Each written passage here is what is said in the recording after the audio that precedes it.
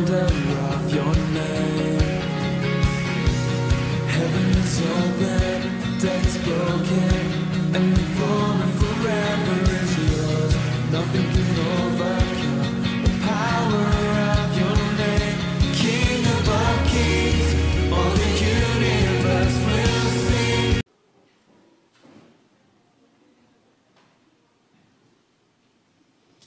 Okay. A pleasant and victorious morning to all.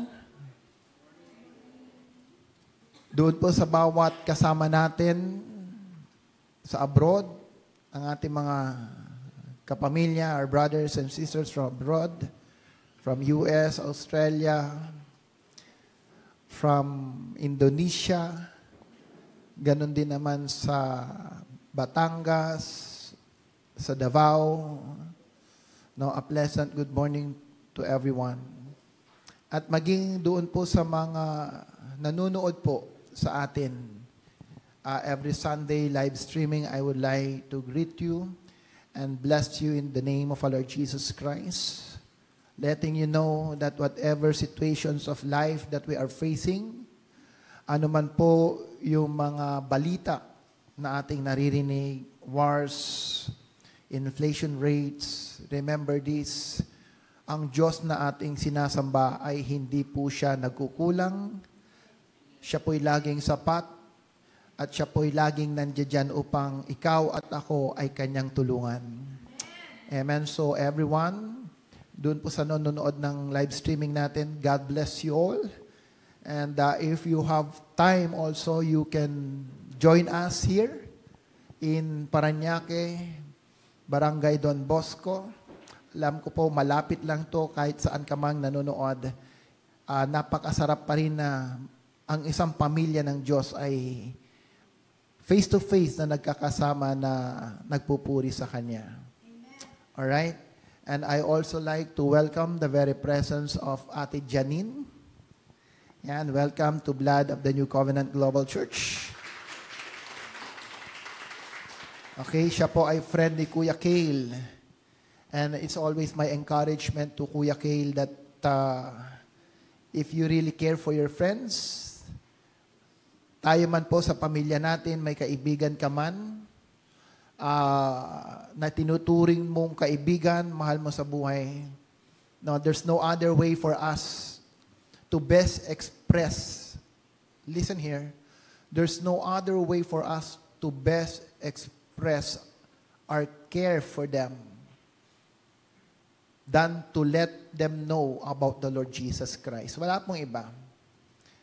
It is not the gift that we give, hindi po yung comradres, hindi yung fellowship, pero po yung maipakilala natin si Kristo sa buhay nila. Not just in words, hindi lang po sa salita, kundi po maging sa ating buhay, sa ating gawa, and everything to do, we are the living epistles of the Lord. No? Isinulat na po ang letra sa ating mga puso. Naglalakad ka pa lang, nagsasalita pa lang tayo, yung buhay po natin, ipinapahayag na natin ang salita ng Diyos sa iba. Amen? And I pray this is the vision that God has given to this church to shed Christ's blood, not to non-believers, but to every professing believers. Amen? So, I will continue on our topic about authority over power. At nandoon na po tayo sa principles of activating our authorities. Principles of activating our authorities. And I do believe, ang bawat mananampalataya, hindi lang siguro mananampalataya or everyone, ang bawat tao na naintindihan, naunawaan, at nalalakaran yung inherent authority na ipinagkatiwala ng Diyos sa Kanya.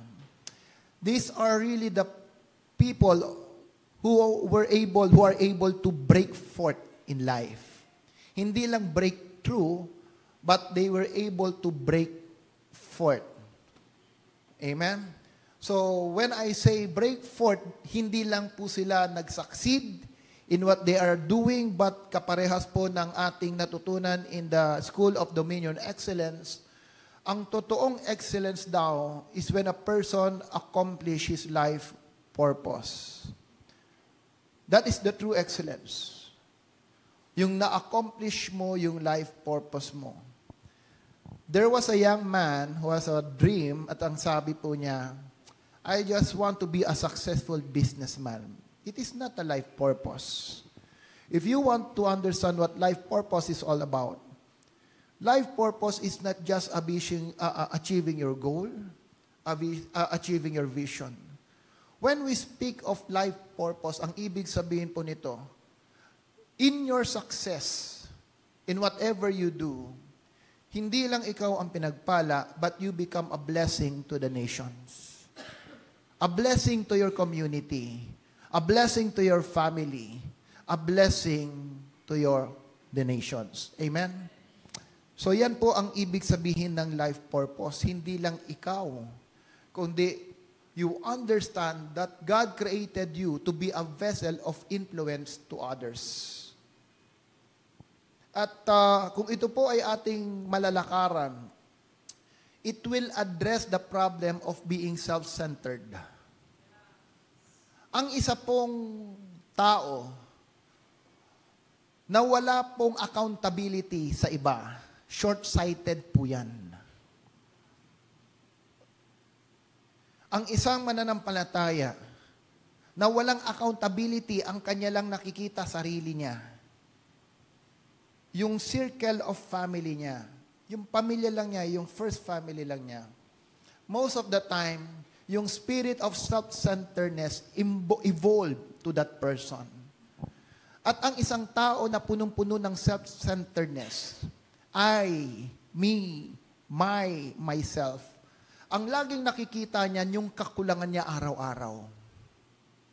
Ang taong self-centered, ang laging nakikita po niyan, yung kanyang kahinaan, at lagi po yan nasasaktan.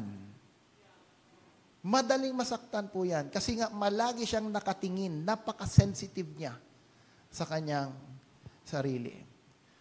Pansinin mo pag ikaw may karamdaman. Habang masyado mong tinitignan yung karamdaman na yun, para bang lalong namamagnify. Pero subukan mong wag pansinin. No? Lumalakas ka. Nagkakaroon ka ng tinatawag na adrenaline. Alam niyo po, mayroon kaming kakilala before na naaksidente dito sa Rizal. Naaksidente siya. Yung kanilang, that was, I think, New Year, after nagkaroon po ng celebration, may pinuntahan daw sila, nakainom. So yung kanilang sinasakyan na jeep, nag-roll over dyan sa Rizal. At alam niyo kung sino yung tumulong doon sa mga kasama niya na nasaktan. Siya pa. Binuhat daw niya. Siya pa yung bumuhat. Look at this adrenaline na. Pagdating sa hospital, doon lang niya na-realize na siya pala yung pinagkagrabe sa lahat. Kasi di ba yung jeep, mayroon niyang parang stainless steel na sa side. Yung mga jeep, yung nakikita niyong jeep na yung mga gawa stainless. Mayroong malaking bilog. Railings sa Tumama pala daw yung ulo niya doon, na-compress, parang bola.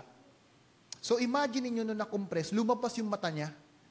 Ibig sabihin, nakatingin siya sa mga tao, yung mata niya nakalabas. And hindi niya na-realize na ganoon kagrabe po yung kanyang sakit. Only nung nandoon na po siya sa hospital. That was adrenaline can give you. Kaya po may mga aksidente, makita mo, bakit nabuhat niya yung gano'ng kabigat? That's adrenaline. And you will see that within us, there are inert power and authority na talagang linagay ni Lord. The moment that He breathed His Spirit on us. Hindi lang buhay ng Diyos ang binigay niya sa atin, pero yung kapangyarihan to take dominion, kasama po ito sa ibinigay ng Panginoon sa atin. Amen? And that's what I called authority. Now, how can we activate authority? First and foremost, dapat maging aware ka. You can not choose anything that you are not aware. At hindi mo hanapin ang isang bagay na wala kang idea na nawala mo. Amen? And sabi nga, there is a part of our life that we call the utopia, which means perfection, the ideal life. Kaya tayo, bawat isa mananampalataya man o hindi, lagi tayong nagkri-crave or may hinahanap na perfect life. Because ito po yung nawala sa atin. But because you have such spirit within you, a spirit that dwells in the Garden of Eden, there will be time na hanap-hanapin mo tong perfect life na ito. Amen? Kaya nga yung iba, kahit nagkakahirap-hirap na, kahit wala ng tulog, nagtatrabaho pa rin, for the sake that they will be able to live that ideal life that they dream of. Ang iba, kahit masama na, kahit alam nila na ito ay crime na, gagawin pa rin. Why? Because of that ideal life and ideal thinking that they would like to live a perfect life. So you need to be aware of it. No? Second, you have to act on your inherent authority. Hindi ibig sabihin aware ka na, you can act on it. Again, sabi ko nga, pwedeng sa masama, pwede mong gawin and i-claim yung buhay na gusto mo, pero sa maling kaparaanan. So if you want to activate it according to biblical principles, first principle that we have studied is that you need to secure God as the ultimate authority of your lives. You need to secure God as the ultimate authority over your life. Madaling sabihin, mahal ko ang Diyos. Madaling sabihin, I have faith in God. Amen? Pero, kung hindi po natin alam ang prinsipyo ng Diyos, ang kalooban ng Diyos, sabi ng kanyang salita, our worship is worthless.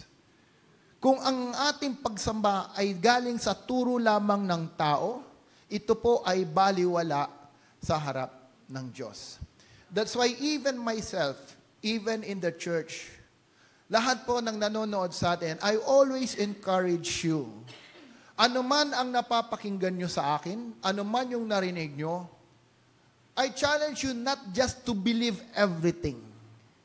The moment that you receive principles that I'm teaching, go back to the Word of God. Be like the Berean. After they received the word from Apostle Paul, they scrutinize, they meditate the word. At nung nila naintindihan na ito po ay tama, sabi ng Bible, their faith increases. Amen? Huwag po tayong maging mananampalataya lang. Kaya po, sa atin po, ini-encourage natin, pag tayo ay nasa church, may notebook ka, may Bible ka, or mayroon kang tab, na habang ikaw po nakikinig, sinusulat mo ang prinsipyong iyong tinatanggap.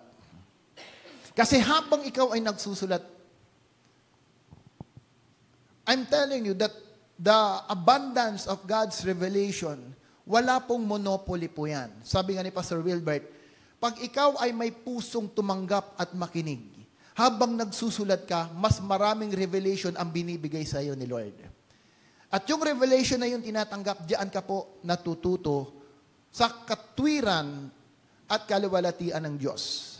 That's why, habang nag-worship ka, yung dinedeclare mo, alam mo, buhay na buhay because you know that is God. Alam niyo po ba ang holiness? What holiness means? Sabi ng salita ng Panginoon, be perfect as your Father is perfect. Be holy as your Father is holy. Ano po ang kaibihan ng righteousness at holiness? Righteousness is living according to the will of God. But holiness means is continuously, consistently living according to every moral and value of biblical principles. Ibig sabihin ng holiness, yung consistent mong pamumuhay ayon sa prinsipyo ng salita ng Diyos. Amen? Last 2 Sundays ago, again, uulitin ko lang para mas maunawaan po natin. There was a question raised ng isang kabataan. Kasi it was mentioned during the seminar that only man and woman was given by God the authority to take dominion here on earth. Only man and woman was taken dominion to take dominion here on earth. The question is, paano po yung mga transgender na nakaupo doon sa ating gobyerno? Well, hindi ibig sabihin na sila po ay nakaupo legally right in terms of our constitution. Ito po ay in terms of moral and values, in the eyes of God, tama na po yan. Kahit sabihin mong tama pa, living according to the governing law of the land, it will still not violate. It will still violate kung ano po yung constitution ng Bible. Amen? Malinaw po yun. What we are talking is the moral values. Ngayon, ang alam ko pong nasa Senate hearing na, and the waiting for approval is yung divorce. At pag po ang divorce ay na-approve, hindi ibig sabihin approve na yan ng ating bansa. Approve na yan sa katwiran po ng ating Diyos. Amen? What else? Tanggap na po sa ating panahon, lalo na sa mga kabataan, na bago sila magsama or bago ikasal, magsama muna. Para alamin kung sila ba ay perfect or fitted together. Alam niyo po, sa Bible, ang tawag niyan is fornicator. And that is one of the greatest sin and deadly sin in the Word of God. Kung tagot ka po sa kasalanan na blasphemy, mas matakot ka sa kasalanan na fornication dahil fornication will lead to sin. But in our society, it's very accepted na. Yan po ang pinapakita ngayon maging ng mga sikat na artista. True or not? Yung mga love team. True or not? So meaning, they are showing that it's already approved. But the question is, as a believer, will you follow that model or not? So, we need to secure God's presence as the ultimate authority over our life. Letter B. Submit to authority to fulfill all righteousness. Submit to authority to fulfill all righteousness. Again, katulad na nabanggit ko, pag sinabing righteousness at Tagalog, katwiran ng Diyos, ibig sabihin po nito yung complete obedience. Sabi mo, complete obedience. In the Word of God. Hindi po partial. Hindi po 90%, hindi po 95%, hindi 99%, kundi 100%. Amen? Ang magnakaw ng maliit, parehas lang sa nagnakaw ng mas malaki. Amen? Nakakalungkot nga, mas madali pang makulong yung nagnakaw na maliit kaysa yung magnanakaw ng malaki. True or not? So that is what you call righteousness. Obedience in the midst of adversities will cause us to live a life of righteousness. Obedience in the midst of adversities will cause us to live a life of righteousness. Madali pong sumunod. Madaling sumunod kung gusto mo. Sabi mo sa katabi mo, madaling sumunod kung gusto mo. Tama ba, Ate Janine? Pag gusto mo, madaling sumunod.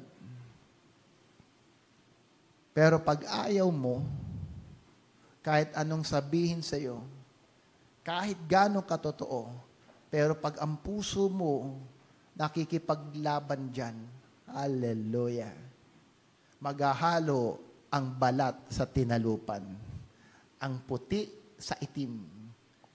Kahit gaano kalamig ang aircon, kahit waterbed pa yan, madalas mayroong pag-aaway. Amen? The wooden cross was used only once in the Calvary. The wooden cross was used only once Minsan lang po ginamit ni Kristo yung wooden cross. Hindi na po naulit. Kaya wag nyo nang isipin na araw-araw pag magsisisi ka, kailangan mong gumawa ng cross at kailangan mong dalhin. No.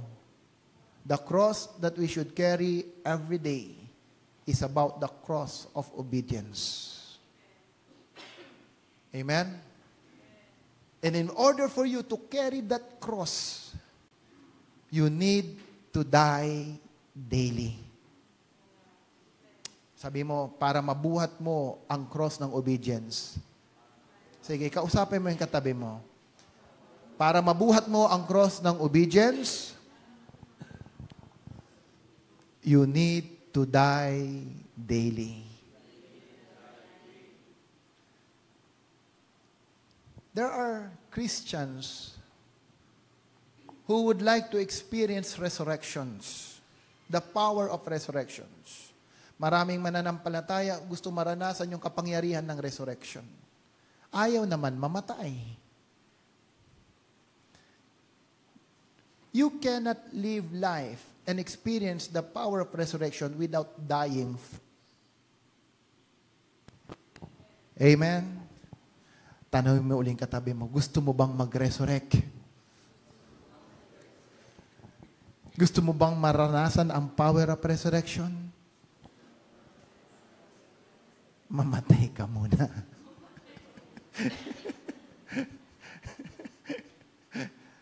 Kaya po may mga pagkakataon, you need to be stretched out. When I said die, hindi po pinag-uusapan physical death, ha? Ang pinag-uusapan po, yung sa sarili mo, yung pagiging self-centered mo, yung I, me, my, myself mo, kailangan matanggal. Okay? Letter C. Submit to human authority and every governing institution. Submit to human authority and to every governing institution. Kita niyo ang Panginoon. Anong sabi niya? Believe in God. Believe also in me. Bakit sinabi ni Kristo? Because prior to this, Kanya pong isinare sa mga disipulo yung mangyayaring persecution sa Kanya. And bilang followers of Christ, kung ikaw, yung leader mo, malalaman mong ipipersecute, siya ang tinitignan mong Messiah, it will cause fear in your heart. Amen? So, magdududa ka whether siya ba talaga yung Messiah? Siya ba talaga yung pinadala ng Diyos na tagapagligtas? Bakit mamamatay siya? Remember, even though nakasama po ng mga disciples si Kristo for 3 years, sabi po ng salita ng Diyos, hindi pa rin nila naintindihan ang Scripture. Hindi pa rin naintindihan ng mga disipulo that Christ need to die and need to be resurrected.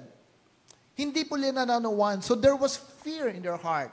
Kaya sabi ni Pedro, hindi pwede pong mangyari yan.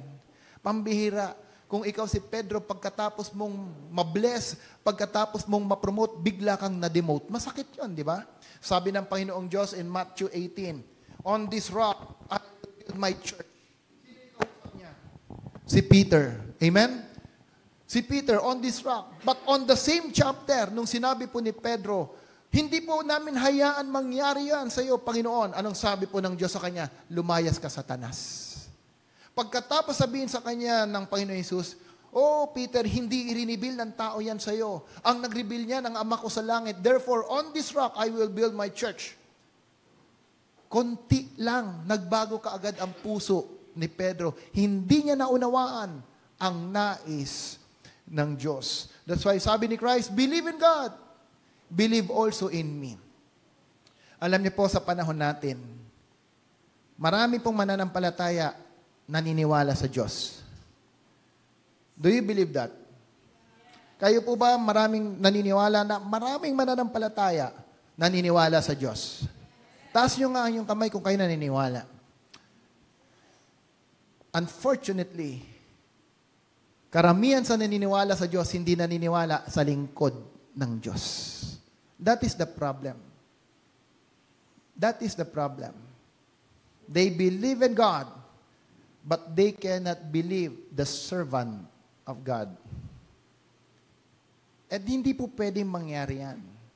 Because sabi ng Diyos, siya yung magpapadala ng lingkod para turuan ka. Heaven and the highest heavens belong to God. But every time na ang Diyos ay kikilos sa mundo, every time na ang Diyos ay gagalaw sa mundo, ang sabi niya, but the earth I have given to men. Every time God will move here on earth, remember these people of God, gagamit at gagamit siya ng lingkod para gawin yung nais niya sa mundo. Kaya huwag kang magmadaling pumunta ng langit. Wala kang trabaho doon. Nakakalungkot. Pag ang isang tao depressed, ang solusyon niya, gusto niyang mamatay. That's wrong. God created you for a purpose here on earth, not in heaven. Pero marami, lalo na paghirap, gusto langit na. Well, I'm telling you now, God will recreate heaven and earth. And after recreating heaven and earth, dito ka pa rin sa mundo, ilalagay ng Diyos. Bakit ka nagmamadaling umuwi? Sabi nga ni Pastor Wilbert, wag nawa pagbigyan ka ng Diyos. True not. Wag nawa pagbigyan ng Diyos. Hayaan mo na silang mauna. Tayo, gampanan muna natin ang nais ng Diyos. Amen?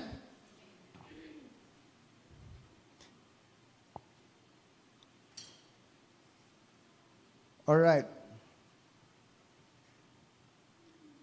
This is the reason why Dr. Miles Monroe says, malinaw to, do not trust a man without a head. Do not trust a man without a head. I have shared it to you last Sunday. Now, I would like to go to the limits of authority. Last week, binigyan ko ng emphasis yung submission to human and every government institution. Amen?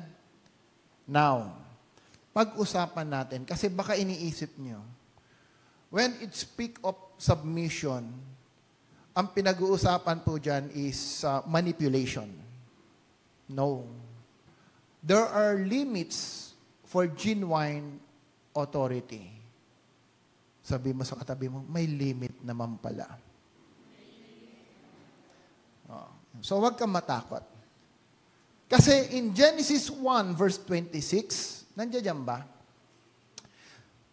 Malinaw ang sinabi ng Diyos. Then God said, let us make man in our own image and let them have dominion. Say dominion. Let them have authority. Let them have power over where? The fish of the sea, the birds of the sky, no? Ano pa dyan? The cattle and over all the earth, and every creeping things, and all that creeps over all the earth. May sinabi bang men?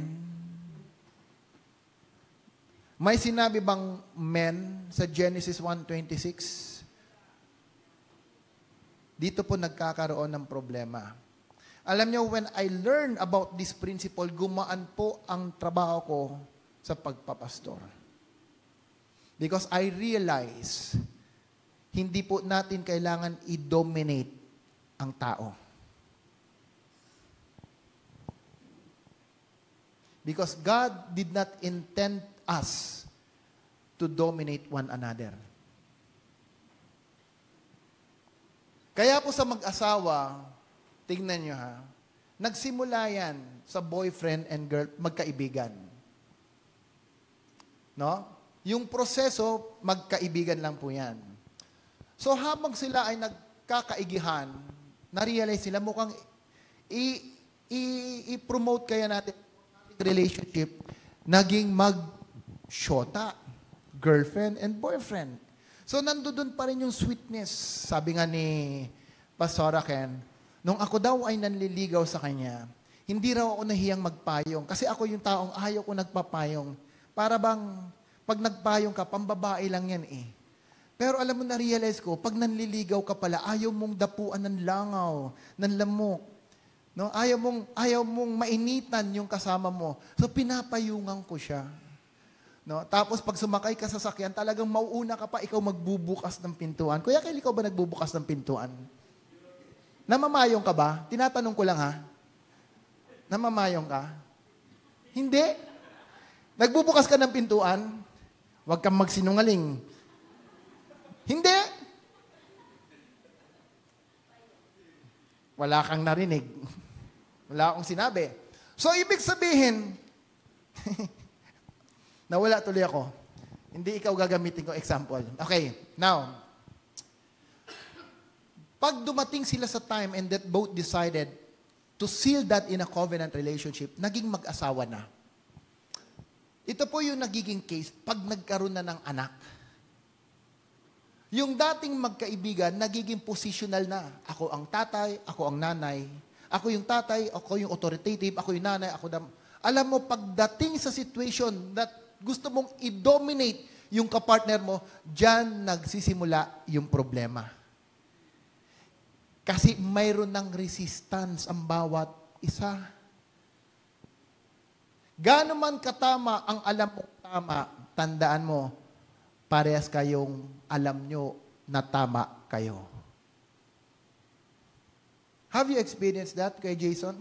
Tama naman ako eh. Tama rin siya. Pinipilit mo na tama ka at pinipilit niyang tama siya, aalis kayong parehong may tama. Kaya kahit sabihin ng Bible, wag nawang malubugan ka ng araw na hindi kayo nagkakabati. Hindi lang araw ang lumubog, taon ang lumipas. Parehong paring may tama. Ang hirap ayusin ng pusong may tama. Sige, i-dominate mo pa yan. Kita mo, medyo kumikikig yan. Do not. Hindi po yan dahil sa pera. Hindi lang po yan dahil mayroong kayong kailangan. You are violating principles of the Word. And every time that we violate the principles of the Word, nagre-react yung flesh. Amen? Magre-react ang flesh. So, in that case,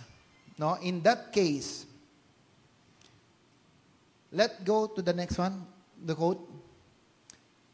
The greatest gift God has given man is free will. Free will. That's the greatest gift that we receive. Unfortunately, ironically, it is the same gift that we use to oppose God's will. Amen? Kaya nga po, it's so unfair to think na ikaw ay binigyan ng kalayaan ng Diyos. Isipin nyo ha, yung logic, isipin nyo. Masaya ka na ikaw ay hindi ginawang robot ng Diyos. Sino bang hindi masaya na siya'y walang kalayaan? I think every one of us, tayo po ay masaya nung tayo ay binigyan ng kalayaan ng Diyos. Amen.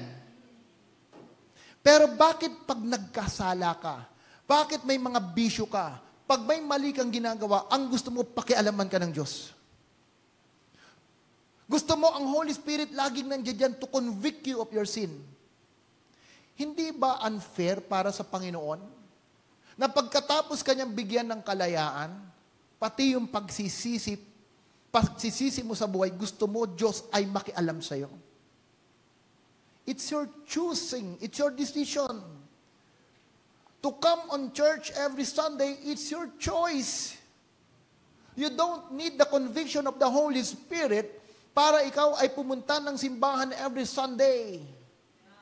Malinaw sa salita ng Diyos, ang sinabi niya, honor the Sabbath day. It is holy. True or not? I-honor mo ang araw ng linggo. And that is the basic principle of the Word. Why then we always pray, Lord, convict me, help me that every Sunday I can come to church. People of God, that's your decision. That's your own choosing. Amen. Mag-away man kayo na mag-asawa, magkagalit man kayo, hindi man magandang puso mo, hindi magbabago ang salita ng Diyos. Huwag mong sabihin sa sarili mo, hindi kasi tama ang puso ko, kaya hindi ako maka-attend ng linggo. That's wrong. That's wrong. Amen? Praise God, we are living by grace. Napakapalad natin. Sa grasya tayo nabubuhay. Alam nyo ba sa Israel, pagdating ng linggo, wag kang sumakay ng elevator. Bawal pumindot ng floor. Kaya pagdating daw ng linggo, kung 24th floor yan, lahat ng floor dadaanan mo. Automatic po yan. Kasi pati pagpindot, bawal. Yung pamangkin ko, nagkaroon po sila ng visitors from Israel. Sabi niya, ang hirap pala asikasuhin dahil pati pagkain, pagdating ng linggo, talagang pinagkain. Bawal daw tumayo. Kaya kailangan may kasama sa kwarto. Every day, praise. Ang kailangan lang niya, gitara. Kasi pagdating ng linggo, nagwo-worship lang siya. Pagdating ng linggo, nagwo-worship lang siya. Pero tayo, mga hintil na ilinigtas sa pamamagitan ni Kristo, linggo na, hindi pa natin binibigyan ng importansya. Amen? Linggo na. Alam niyo, napakasarap po binigyan tayo ng isang araw na linggo ng Panginoong Diyos. Na ang pamilya natin, make it a culture na pag tayo po ay kumain, magkakasama pagdating ng linggo. Para pagpunta ng church, magkakasama rin tayo. Say free will.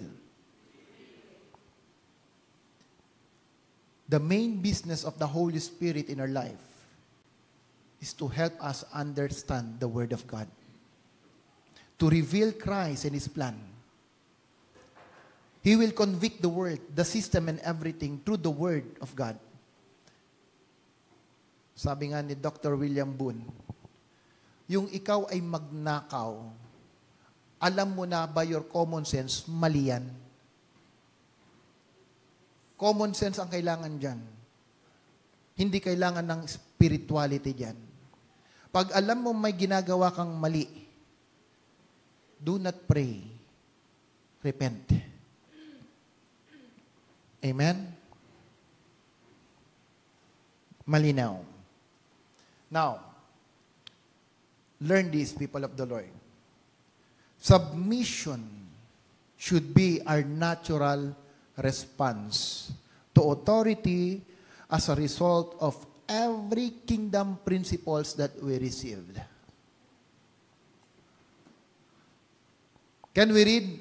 Submission should be our natural response to authority as a result of every kingdom principles that we receive. Ang pinag-usapan natin dito, submission to human and government authority. Remember this, there are limits on it. There are limits. Because we have no power to take dominion over man. Therefore, our responsibility is to reveal to them the word and principles. Kaya po ang isang halimbawa sa pamilya mo, gusto mong baguhin, pero hindi nakakarinig ng prinsipyo ng Diyos, hindi mababago yan. Hindi mababago yan.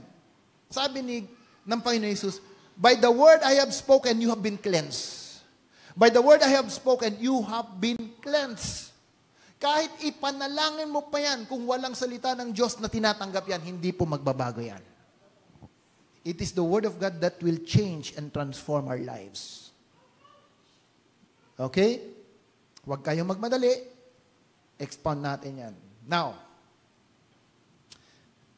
it's very clear last week in 1 Peter 2:13-14. Sabi dito, submit yourselves for the Lord's sake to every human institution.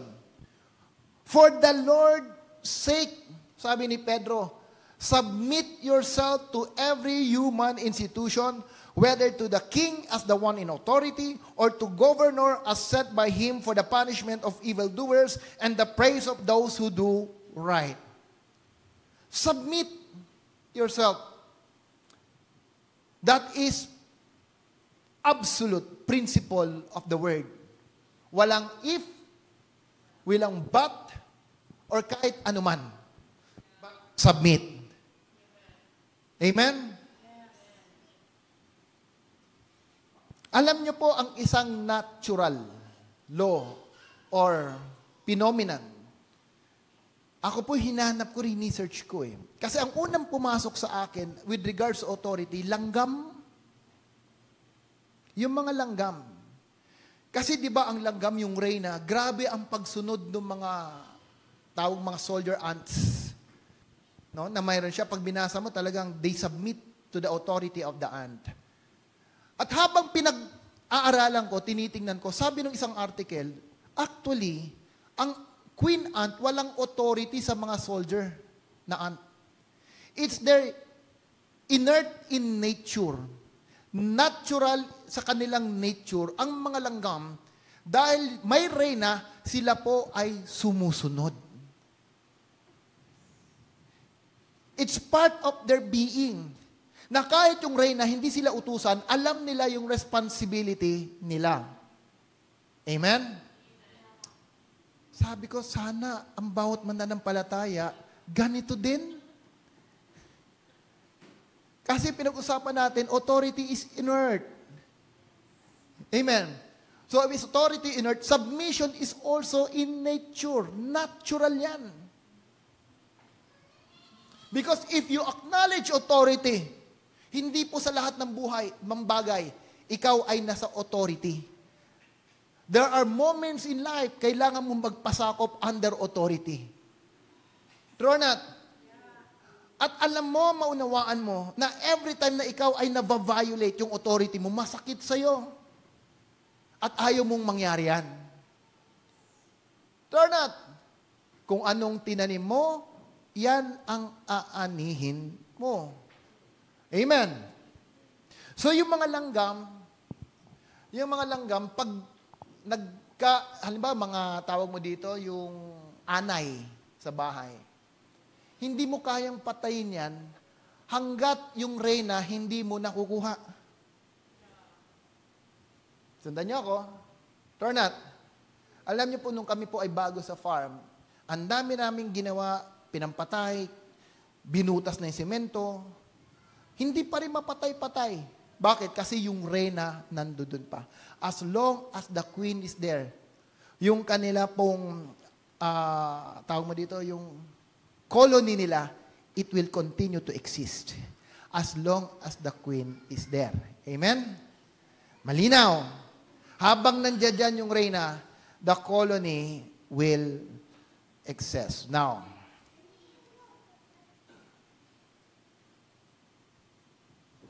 sabi ng Bible, Zechariah 13:7, awake, O sword, against my shepherd, against the man, my associate, declares the Lord of hosts. Strike the shepherd, that the sheep may be scattered, and I will turn my hand against the little ones. Biruin mo yung pattern ni Lord, ilinagay niya sa mga langgam. Pero sabi ng Diyos, strike the shepherd, and the sheep will be scattered. Okay, Now, listen. One of the demonstration of God over man. Listen. One of God's demonstration of His. Hindi makasabay yung mic. Okay, listen. One of the demonstrations of God over man is the importation of the designation of being a father. God is our Father. We called him Abba. Sundan niyo ako ha. We called him Abba. That designation of being a father, ilinagay ng Diyos sa bawat lalaki.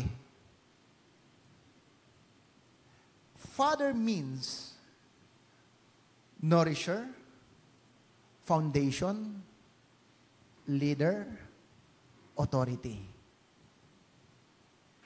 Okay? Nourisher, foundation, leader, authority. There is such great blessing that God has shown us in the time of the patriarchs. That's why in the Old Testament, lagi mong mababasa the God of Abraham, the God of Isaac, and the God of Jacob. The blessing that Abraham received from God as a father to the nation of Israel, it flows throughout from generations to generations. Malinaw? And father is the one who is releasing inheritance to a son. Abraham gave everything he has to Isaac. But to the rest, he gave him them gift. Abraham gave an inheritance to Isaac, his son, but to the rest, he gave them gift. People of the Lord, only son can receive an inheritance from the Father. And the greatest inheritance of a son is what you call the inheritance of the heart. Dadagdagan natin. Alam ng kaaway kung saan ang kahinaan ng pamilya. Our previous belief understand the importance of a father in the house. Kaya po, may ibang pananampalataya na tayo ay dati nating alam, they call their leaders father. True or not? And that designation of being a father, makikita mo, even though hindi sila founded ng every biblical principles. Listen, there's always honor and respect. They respect the father in their congregation. Tutuwa nga ako sa kapatid ko pati abroad, pati kung saan pumunta yung kaibigan nilang father, sinusundan nila. True or not? Because they create or they build such relationship and honor with him. Now, do you know that father creates the character and a culture of a child? The father creates because you are the foundation. You are the head, the leader, and the authority in the family. You create the character and the culture of your children. Nandoon pa rin po sa tayo natural response. Ang point ko, bakit nawala yung natural response to authority? Because alam ng kaaway how to deceive us. Remember, Israel, God actually intend them to have a king. Alam ng kaaway yan. So, yung deception ng kaaway, hindi pa tamang panahon, rinaise up or ininstill niya sa puso ng mga Israel to God will give them a king. At binigyan sila ng hari sa pamamagitan ni Saul. Pero si Saul po, from Benjamites, hindi po siya yung appointed king ng Diyos. Kaya hindi naging maganda yung pangangalakad niya sa Israel. Because the appointed king of God should come from the tribe of Judah. At yung season na yon, season ni David yan. So, ibig sabihin, nagkamali si Saul, mali na si David. Ito yung gusto kong i-point. Hindi ibig sabihin, nagkamali si Saul, mali na si David. Tandaan nyo, may tamang panahon. Now, sabi ni Lord Jesus, only the Son sees the Father. No one sees the Father except the Son. Tama? In one of his discourse with the Pharisees and the Sadducees, habang sila nag-uusap, yung pini-question yung ama ni Christ. Kasi ang alam nila, si Christ, hindi anak ni Joseph. So, he is being questioned. Anong sabi ng Panginoon Jesus? If you see the Son, you have already seen the Father. Sapagkat lahat ng binabanggit ko ay galing sa Ama. Lahat ng ginagawa ko, yung nakikita ko sa Ama. Ano pong pinapakita nito? Yung karakter na mayroon ako, yung nature na mayroon ako, dinivelop ng Ama ko yan. Tama? Basahin nyo ang John 8. Meditate John 8. Anong sabi ng mga Pharisees, ng mga Sadducees? We are the son. We are the descendants of Abraham. Yun yung challenge nila. Anong sabi ni Kristo? Kung totoong anak kayo ni Abraham, dapat ginagawa nyo yung magagandang ginagawa niya. Dapat minamahal nyo ako. Amen. Pero anong sabi ng Diyos? Ang tatay nyo ang demonyo. Kaya katulad mong ugali niya. Magnanakaw, sinungaling, lahat na mayroon siya, sapagkat siya ang inyong ama. People of the Lord, listen. Father was given the authority to create the character of a child. Kaya po sa loob ng simbahan, pag walang fatherly figure, walang spirit of father sa loob ng church, mayroon laging division yan. Amen? We don't call leaders and pastors as father, but the spirit of fatherhood should be with the pastors of the house. Kaya po, mayroong mentoring to fathering. After Southern Leyte, i-share ko sa inyo yung substance of growing from mentoring to fathering. Because I do believe, until now, yan po ang kailangan ng church. Malinaw? Yung mga wala pang asawa, eventually, mga kabataan, lalaki, pag nag-asawa ka, remember this. God has demonstrated that fathership to you. So that you can demonstrate that character and culture to your children. Kaya it's very challenging pag ang anak mo hindi mo kasama. You know? There was an article. Mag-search din kayo. There was a statistic. There was a statistic. Ito po, tinignan ko kay Google. Of children growing without a father. Children growing without. At ito po yung naging resulta. Listen here. 90% of the young men in prison in the United States grew up without a father. 90% ng kriminal. Ang kadahilanan, walang tatay. Ang ugali na mayroon ka, bunga ng tatay na sinusunod mo.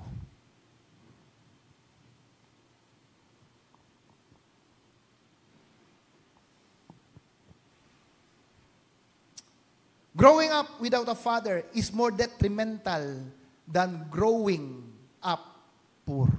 Sakit, no? Sakit ba? Listen, these are principles of the word. And you cannot violate it. Growing up without a father is more detrimental than growing up poor. Mamaya, may i-clear ako dyan. Dapat maunawaan niya yan. Mas mahirap pala yung mabuhay ka na walang ama kaysa maging mahirap ka. Totoo. Ilan na yung nakausap ko na ang naglilid mga tatay. Recently lang, may kausap na naman ako. Talagang inoobserbahan ko. Ang gaganda ng buhay ng anak. Kahit walang pera.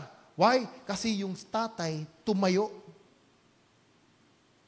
Tumayo. No? Bilang ama sa anak. Pero nalusutan daw siya ng isa. Nalusutan. Buti na lang. 1 out of 4. Maganda na rin kakong percentage yan. At least yung iba, sumusunod. Next.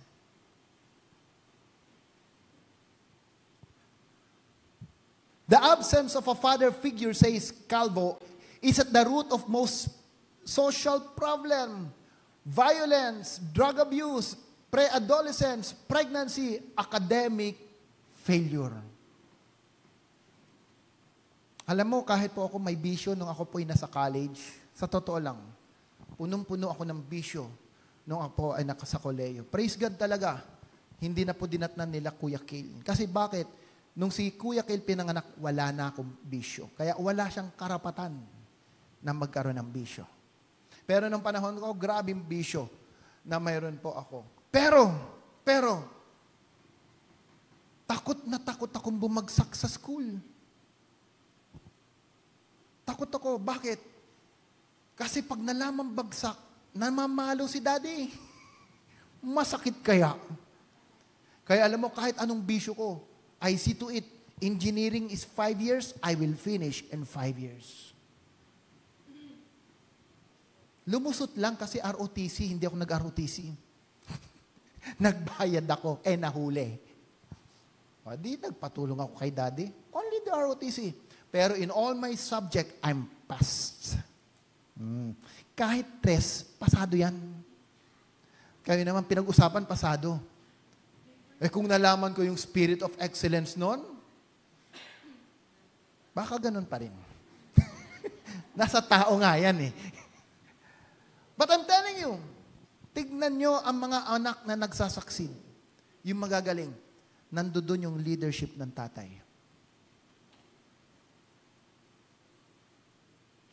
Si Ate Epoy, naku, bilib na bilib ako sa father niyan. Kuya Apoy, Kuya Eliber, magaling, masipag. Kasi natutuwa ako dito kay Kuya Ate Epoy, bata pa to, maabilidad na. Hindi ko makalimutan yung one time kwento sa akin ng mama niya. Sabi ko, bawal lumabas. Sabi daw niya, ito yung pintuan. Kalahati ng katawan, nasa labas, yung kalahati nasa loob. Hindi na, natatandaan mo yan? Tingnan mo, alam niya. Sabi niya, ang kalahati, nasa loob, hindi ako lumalabas. Maabilidad. Kasi ang tatay niya, maabilidad. Magaling sa IT ang father niyan. Magaling. Ngayon, tignan mo, agriculturist. Galing kay papa mo yan. Siyempre, sa tulong ni mama mo. Baka sabihin ng mga mother dito, wala na silang ginawa. Alright? Huwag niyo ako balikan. Mayroon rin kayong tamang panahon. Huwag muna ngayon. Pagbigyan niyo muna ako. Okay? Pag-usapan natin yung fatherly figure kasi malaking bagay ito when it comes to submission to authority. Kaya yan dinidestroy ng demonyo sa loob ng simbahan. Tinatanggal niya yung fatherly figures in the house. Because he knows that the stature of the house, the limit is determined by the spirit of the father in the house. Don't ever think that the stature of the church will go beyond the stature of the head of the church. No! Kaya it's very challenging. Kaya ako, hindi ko pinangarap maging pastor. Dahil alam ko yung accountability, alam ko yung responsibility that I need to grow myself. If I want to grow you as a follower of Christ, uunahin ko ang sarili ko. Because I cannot give to you what I do not have. And I cannot push you to do what I'm not doing. Amen? That's why I realize, bakit marunong si Kale sa bowling? Bakit marunong si Lemuel sa golf? Bakit marunong si Si David sa chess. Because lahat yan ginagawa ko. Yes. Lahat po yan ginagawa ko. And being my children, tignan mo, exponential ang maturity and growth nila on that area. Why? Because there is a seed from the Father that is being imparted to them. May nagtanong po sa akin, yung anak ko hindi ko mapipilit. Sabi ko sa niya, huwag niyo pong pilitin. Hayaan mong ipakita niya kung saan siya masaya. Nurture that talent. Mas magaling ako, Ate Janine, kayo sa bowling. Mas magaling din ako sa kanya sa golf. Pero ngayon, tinalo na niya ako sa pagkain. At least, mas magaling na siya doon. Kita mo naman, sino ang mas mukhang tatay sa amin? Yayariin kita. Sabi ni Kyle, hindi na ako mag-i-invite. Alright? So, the absence of a father figure, says Calvo, is at the root of most special problem, violence. Alright? Number 4. Ito na. At the ages of 3 and 5, yung mga wala pang anak dyan, at magkakaanak pa lang, siguraduhin nyo, at the ages of 3 and 5, young boys need the presence of their father as a model of masculinity. 3 to 5 years old. Tatay, kailangan kasama mo ang anak mo. There was an statistic. Kaya daw minsan may emotional confusion ang bata, lalo na paglalaki. Kasi ang madalas na kasama, nanay. Hindi rin ilinaki, hindi po inborn. Biruin mo, dahil si tatay nagtatrabaho sa abroad, Babylonian spirit yan eh. Sinong kasamang lagi ni nanay? Nung anak, yung nanay. Si nanay ba pupunta sa lugar na pinupuntahan ni tatay? Eh pupunta yan, parlor. True not. At laging nasa parlor, ang kasama niya puro feminine. Nade-develop po yan. At a young age. Statistic ang nagsasabi po niyan. Kaya naniwala ko, believe ako dun sa kaibigan kong may negosyo. Ang ganda ng trabaho sa abroad. Nung nakita na niyang lumalaki ang anak niya, nag-resign. In spite sa laki ng kanyang sweldo sa abroad. Ang sabi niya sa akin, nakita ko lumalaki ang anak ko, kailangan ako ng anak ko. You are building culture and character to your children. So plan for it. Kaya pag ang tatay matatakutin, ang anak matatakutin din yan. Nako.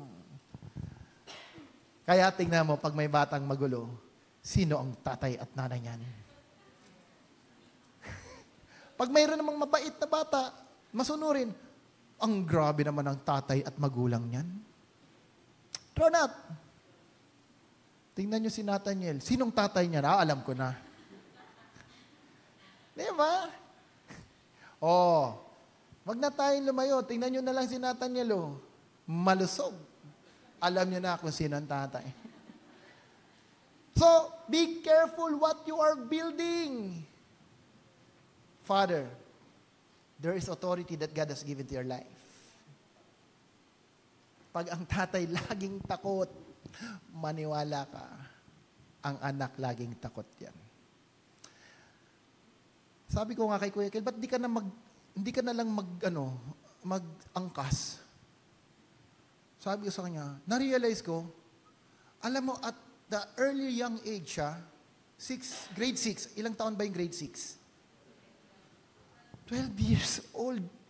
Mula San Bali hanggang Manila sa Mabini, nagko-commute na ako.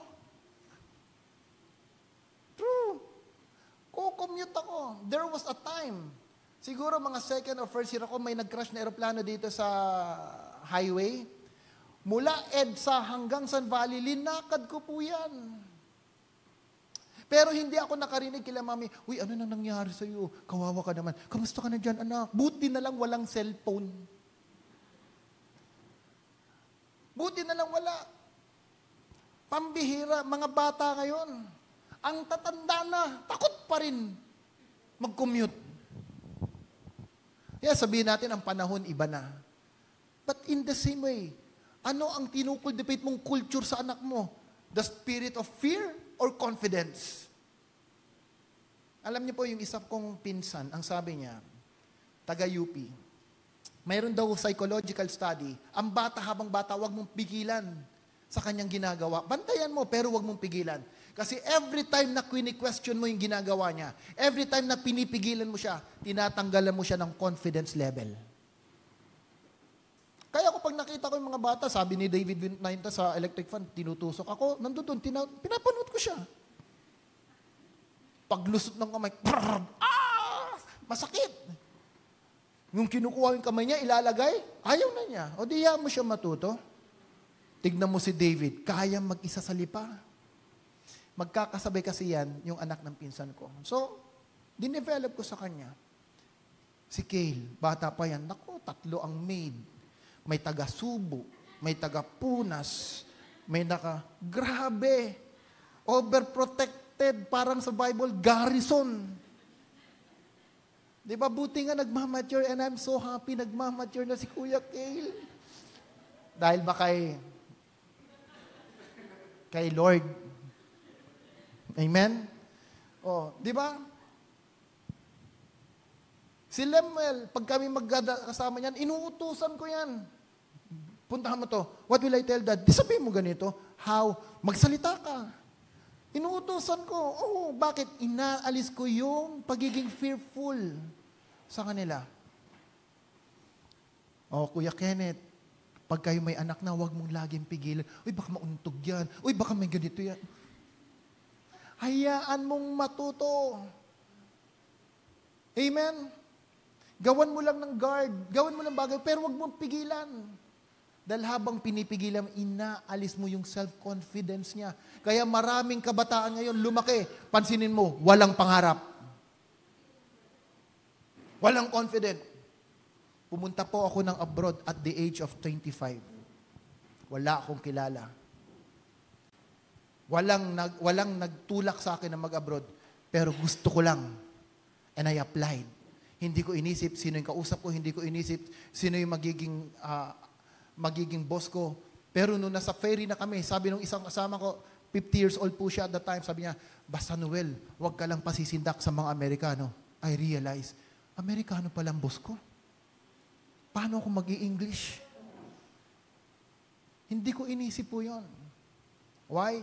Kasi bata pa lang kami, pinapabayaan na kami sa kalsada. Villamor Air Base, dyan po ako lumaki.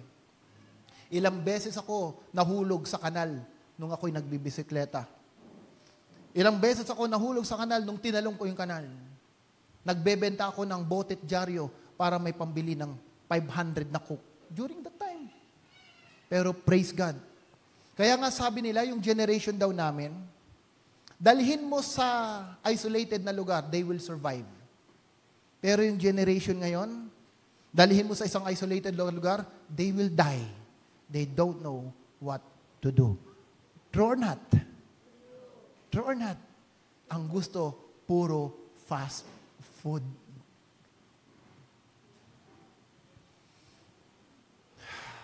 Number 5. Without fatherly figure, children can also fall prey to a negative view of life. Mga tatay, minsan tanungin nyo rin yung anak nyo, ano ba yung nakikita nila sa future nila? Kung anong nakikita nila, yan ay ikaw. Tinanong ko si David, what do you like in the future? Sabi ni David, di ba sabi mo, pastor? O, di sabi ko. Alam niya. And when every time I pray, I declare prophetic word to them. Dinideclare ko kung ano yung nakita at panalangin ng iba para sa kanila. I always keep on praying, declaring those words to my children. That's how you set their destiny. That's how you set their destiny. People of the Lord. Now, Paano pag yung tatay ko, wala namang fatherly figure? Yan ang tanong. Paano yung tatay ko punong-puno ng bisyo? Amen? Sabi sa Bible, Ephesians 6:1, Children, obey your parents in the Lord. Very clear yan. Obey your parents in the Lord. Next verse. Honor your father and your mother, which is the first commandment with a promise. Ano yung promise? 3. So that it may go well with you and that you may enjoy long life on earth. Madali lang naman pala kitilin ang buhay. Huwag mong i-honor ang tatay mo, iiksi ang buhay mo. Now, here's the thing. Pagdating sa obedience, ang sabi ng Bible, parents in the Lord. Kasi alam rin ni Lord, lahat ng may mga tatay, walang takot sa Diyos. And when you speak of parents, ang pinag-uusapan dyan, yung care, yung parental care sa anak. At ang sinusunod lang na parents, yung may parental care ayon sa kalooban ni Lord. Listen here, ha? Pero kung ang tatay mo ang pinapagawa sa'yo, hindi kalooban ng Diyos, may karapatan kang hindi sumunod, but you still honor Him. Malinaw? Malinaw. Mayroon akong tito.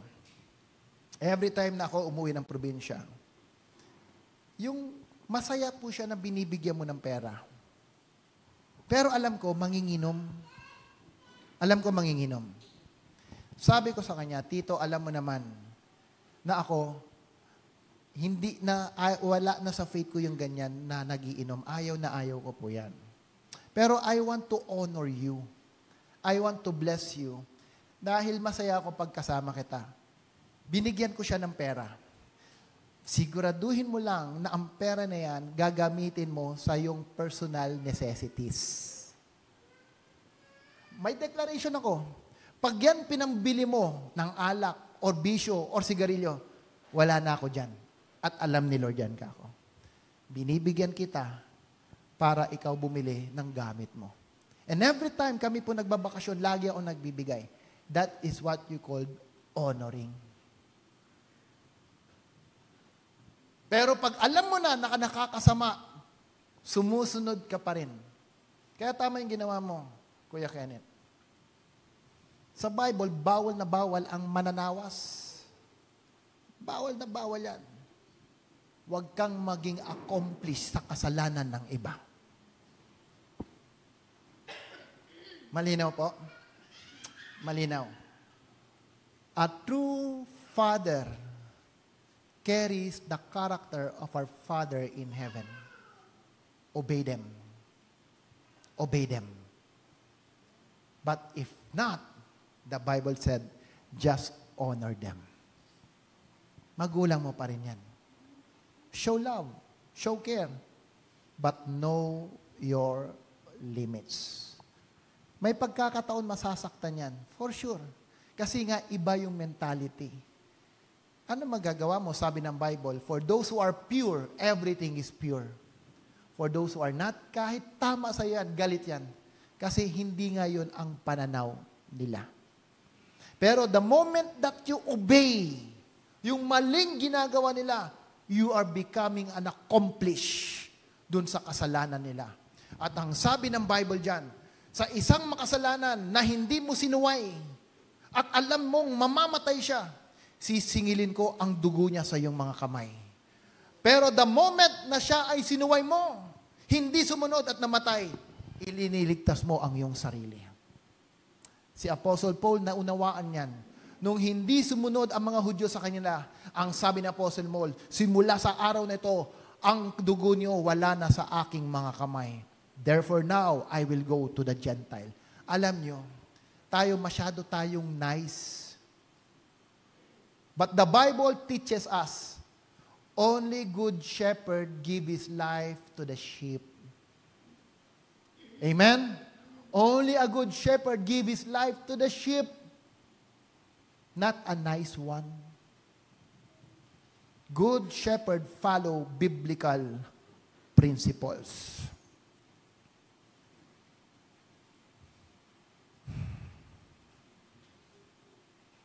Ten minutes, 5 minutes, and I'm done.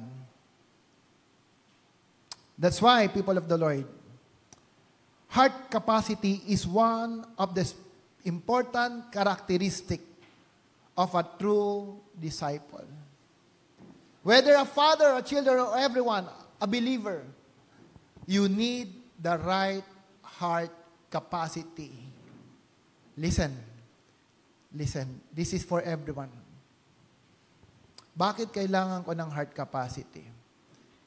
So as the man thinketh from his heart, so he is. Listen, may dalawang type of mind tayo. Yung natural mind and the subconscious mind. And the heart speak of your conscience, which speak of your subconscious mind. Okay? Listen. I want you to listen here. Anything that you capture in your natural mind, you can easily forget it. Madali mong makalimutan yan. But anything that you capture it in your heart, in your subconscious mind, mahirap mong makalimutan yan. Tama ba? Tama yung sinabi ko? Yung natural mind, madali mong kalimutan. Look at this. Kahit anong akala mong alam mo, mayroon laging mas matalinong tao sa iyo. Laging mayroong mas matalinong tao sa iyo. Kung yung prinsipyo na tinanggap mo, hindi mo yan na-capture sa yung subconscious mind, you will be influenced by someone who are more knowledgeable and intellectual than you. Kaya po maraming confused. They only feel, they only touch the principles, but they did not catch the principles. Nalinaw? Alright. Sino pong nangingisda? Sino naka-experience ng fishing? Raise your hand. Ayun, maganda. Alright. So, madami-dami. Nung tinanong ko nung una yung mga kausap ko, wala. Ang hirap mag-explain sa mga hindi nakaranas. Pero like this. Ako po sa Indonesia, nag-fishing kami. Nag-hire pa talaga kami ng malaking barka. Kasi ang gusto namin, mga nahuli namin ganyan kalalaki. Yung maliliit kasi, hindi mo maramdaman eh. Alam mo, pag nag-fishing ka, hindi ibig sabihin, kinagat yung pain mo, huli na. Or not? Pero naramdaman mo, mararamdaman mo, mabigat yan, mabigat. And there are so many factors para yan ay mahuli. Kasi minsan, yung thread mo, yung rod, dinadala ng isda yan eh. Eh, pag sumabit sa bato, hindi mo na mahila. Minsan umiikot sa bangka, ang hirap hilahin. Kaya dapat very wise ka. Minsan naalagawahan, minsan hihilain. Alright? So, hinihila mo yan. At habang hinihila mo, hindi mo pwedeng itaas yan, lalo na pag malaki. Kailangan mayroon kang net. Pag yan umibabaw na sa tubig at nakikita, kukunin yan ng net, and that's the time that you will be able to catch the fish. Alright? People of the Lord. One of a character of a true disciple, he has a capacity to receive in the heart. One of the special character and attitude of a true disciple, he has the capacity to receive in the heart. Ibig sabihin, nung tinanggap niya ang Word of God, hindi lang hanggang isipan, hindi lang hanggang knowledge. He received it from his subconscious mind. At dahil sa puso mo, tinanggap yan, hindi kayang alisin ng kaawayan. Hindi kayang alisin basta-basta yan ng mas intellectual na tao. Why? Because you are walking on it, you are living on it, you are breathing on that principle. Sinabubuhay mo. Hindi lang knowledge, kundi yung principle ay nagiging ikaw. In the book of John 6, there are many disciples that follow Jesus. Pero ang sabi ng Panginoon, this time, you will eat my flesh and drink my blood. Anong sabi ng mga sumusunod na disciples? Ang hirap ng turo na yan. Ang hirap ng teaching na yan. At anong sabi ng John 6:66? As a result of this, many of His disciples withdrew and were not walking with Him anymore. Kaya po sa church, may mga nawawala. May mga umaalis. Why? Because they don't have the heart to receive the truth. At pag may mga principle silang tinatanggap, masakit sa kanila, they are offended by the principle, they tend to leave and find another church. Nakakalungkot po sa mga ganyang spirito ng mananampalataya, walang makikitang tamang simbahan. Sabi nga ni Pastor Ed Lapis, there's no such thing as a perfect church. However, we are in the process of perfection. Sabi niya, if ever you find a perfect church, please don't go. It will become imperfect.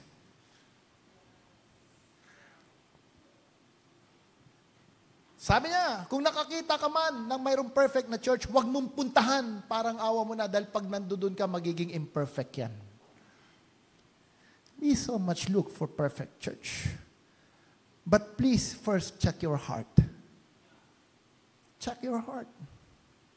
Do you really embrace the principles that you receive with your heart?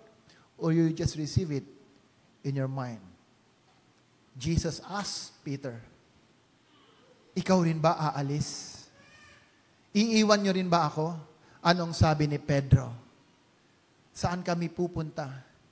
You have the word of life. People of God, if you are receiving the word of life, if you are receiving principles upon principles of the word of God, you will remain where God is dealing your life. You will be in the place where the Lord is building you up. That's why, again, if God says submit to every human and government institution, submit to it. Remember this, it is your natural response to submit to authority. Father, I thank you, Lord, this morning. I thank you, Lord, for empowering us and giving us such wisdom that today, Lord, isa sa prinsipyo namin natutunan. Ang submission pala, hindi po by manipulations. Ang submission pala, authority, ito ay natural response na dapat naming malakaran. At may malaking kinalaman, Lord, yung environment, yung fatherly figure na kung saan kami tinuruan. I was reminded by the Holy Spirit as we are praying, if you think you don't have any father to emulate, if you think that you have not settled yet in your heart kung sino ba yung fatherly figure na yung susundan, for you to exercise this principle, pray and I encourage you, find that father who can lead you.